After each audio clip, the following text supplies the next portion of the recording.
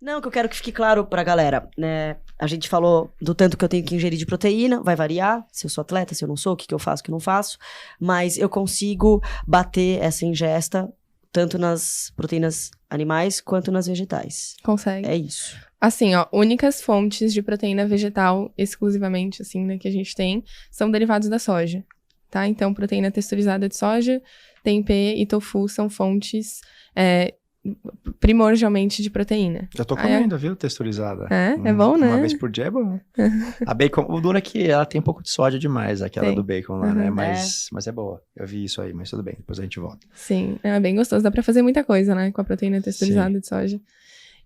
Mas a gente consegue, se a gente unir nas nossas refeições principais, tá?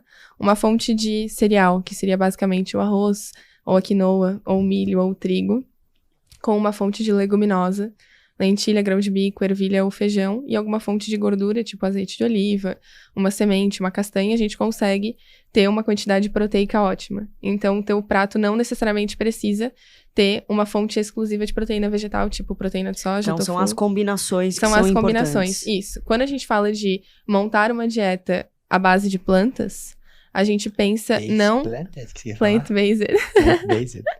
A gente pensa não em um alimento específico, como, por exemplo, numa dieta onívora, a gente consegue bater quantidade de proteína colocando uma carne, um alimento. Quando a gente pensa numa dieta baseada em plantas, a gente pensa na combinação de alimentos, sempre.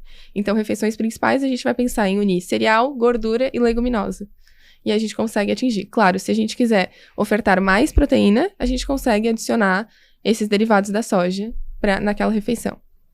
Legal. E aí, aquela pergunta polêmica. Eu não vou acabar consumindo muitos carboidratos? Que todo mundo faz essa crítica quando se fala numa dieta mais baseada em vegetais e tal, leguminosas. A quantidade realmente aumenta, mas a gente consegue fazer o manejo dentro daqueles percentuais, né? Então, a gente consegue colocar, por exemplo, um pouco menos do cereal, um pouco mais da leguminosa, um pouco mais de proteína.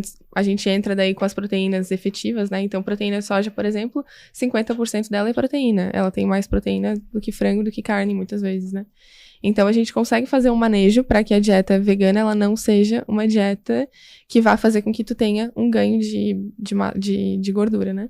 Mas isso tudo vai basear,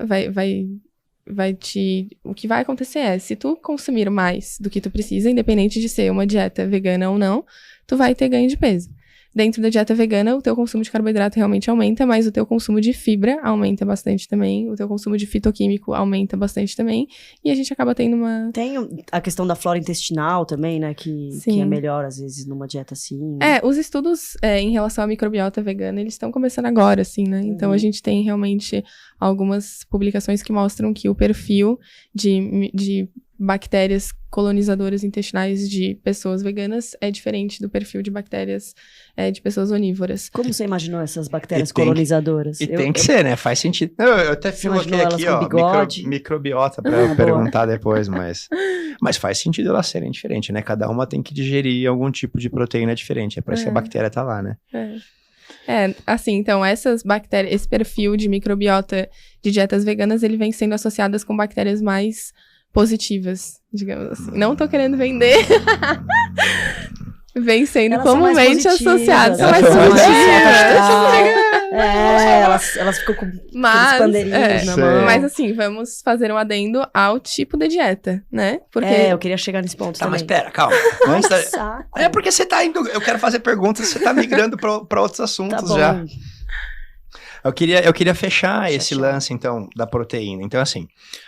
Ponto importante, não existe diferença se eu estou consumindo proteína animal ou proteína vegetal em termos de ganhar massa magra ou não.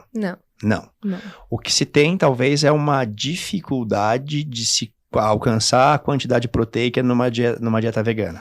Talvez pela falta de entendimento da combinação, né, dos alimentos. Então, eu virei vegetariano ou vegano, eu simplesmente tiro a carne do meu prato e é isso.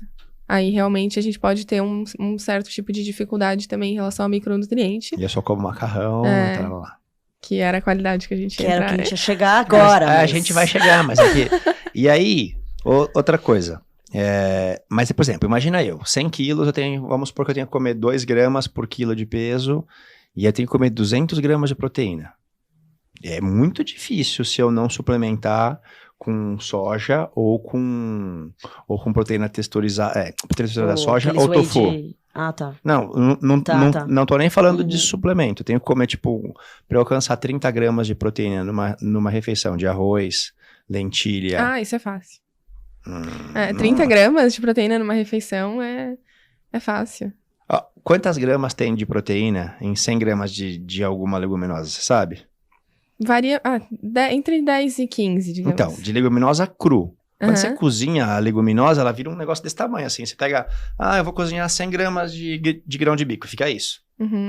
Entendi. Então o prato fica muito volumoso, assim. Eu conheço pessoas, por exemplo, o Ítalo tentou um tempo fazer com nutricionista direitinho. Né, tem que comer muito. A quantidade é muito grande pra quem tem precisa alcançar uma quantidade proteica grande. Né?